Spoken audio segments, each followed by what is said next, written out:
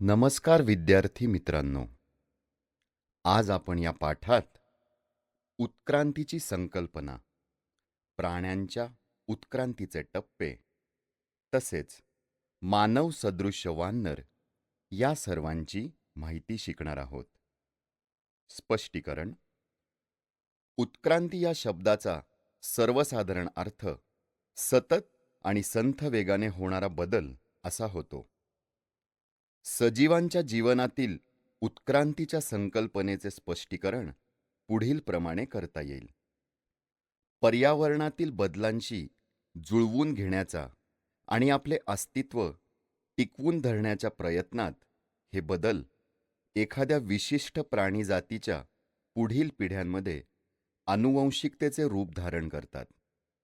अशा तऱ्हेने मूळ प्राणीजातीपेक्षा काही वेगळी वैशिष्ट्ये असणारी एक नवीन प्रजाती उदयाला येते.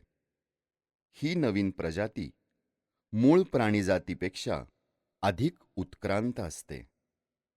या प्रक्रियेत अनेकदा मूळ प्राणीजात नष्ट पावते. अनेकदा मूळ प्राणीजातीपासून एकापेक्षा अनेक उत्क्रांत प्रजाती निर्माण होतात. उत्क्रांतीची ही संकल्पना सुस्पष्ट स्वरूपात पहिल्यांदा मांडली ती चार्ल्स डार्विन या शास्त्रज्ञाने.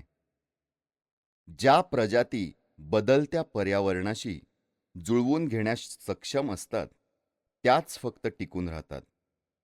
ज्या प्रजाती तसे करू शकत नाहीत त्या उत्क्रांतीच्या प्रक्रियेत नष्ट होतात.